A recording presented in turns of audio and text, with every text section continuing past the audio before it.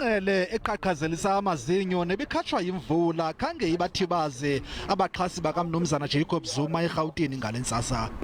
Ngaphakathi enkundleni bekushukuqwa isicelo sekomishoni kaJaji Zondo sokuba umnumzana Zuma makafunyaniswe netyala ngokudela inkundla yomgaqo-siseko agwetywe iminyaka emibini.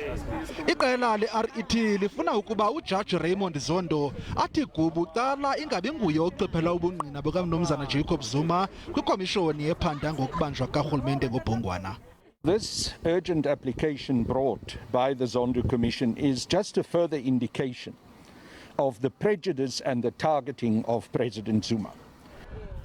Kwelinye icala iqela le-Action SA nombutho wasekuhlaleni iMove 1 Million bathi akukho mntu ungaphezu komthetho yaye bathi inkundla yomgaqo-siseko mayithotyelwe.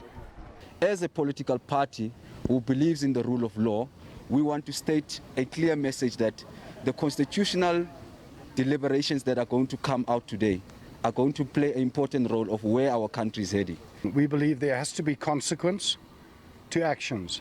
The highest court in this country is a constitutional court. No one in this country is above the law.